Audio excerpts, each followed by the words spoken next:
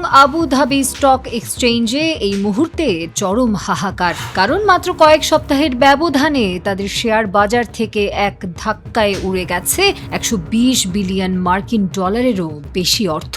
18,400-র ওপর আন্তর্জাতিক ফ্লাইট বাতিল করে সংযুক্ত আরব আমিরাত যে সুরক্ষার দেয়াল তোলার চেষ্টা করছিল তা আজ মুখ থুবড়ে পড়েছে। ওয়াল স্ট্রিট জার্নালের ইন্টেলিজেন্স ডেস্ক থেকে আসা এক জরুরি ডেটা ফাঁস প্রমাণ করে দিয়েছে কেশম এবং আবু মুসা দ্বীপের কৌশলগত স্থাপনায় হামলার মূল হোতা কোনো পশ্চিমা শক্তি নয়, বরং খোদ আরব আমিরাতের বিমান বাহিনী।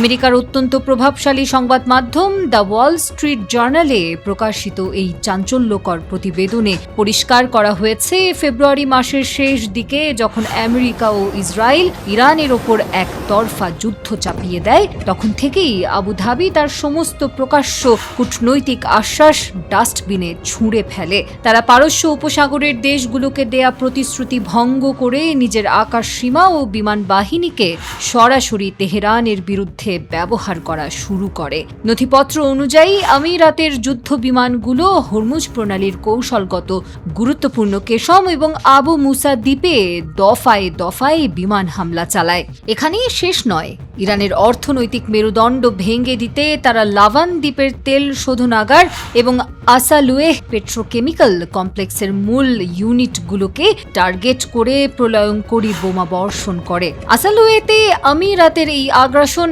এতটাই নির্মম ছিল যে আন্তর্জাতিক সমালোচনা ও ইরানের সম্ভাব্য ভয়াবহ প্রতিশোধের আশঙ্কায় স্বয়ং মার্কিন কর্মকর্তারাই পরে ইসরায়েলকে এই জ্বালানি অবকাঠামোতে হামলার সাময়িক স্থগিত রাখার অনুরোধ করতে বাধ্য হন।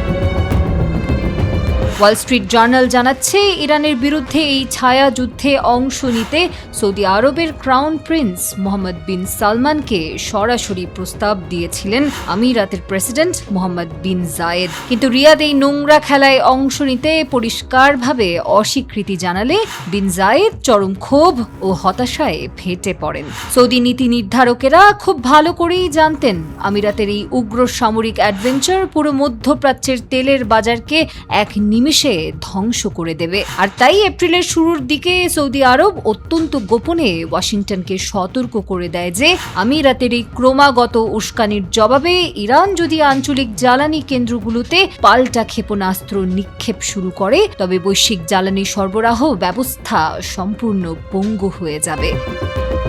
রিয়াদ সাফ জানিয়ে দিয়েছে, সামরিক আগ্রাসন বাদ দিয়ে ওয়াশিংটন যেন আবু ধাবিকে কূটনীতিক টেবিলে ফিরে আসার জন্য চাপ সৃষ্টি করে।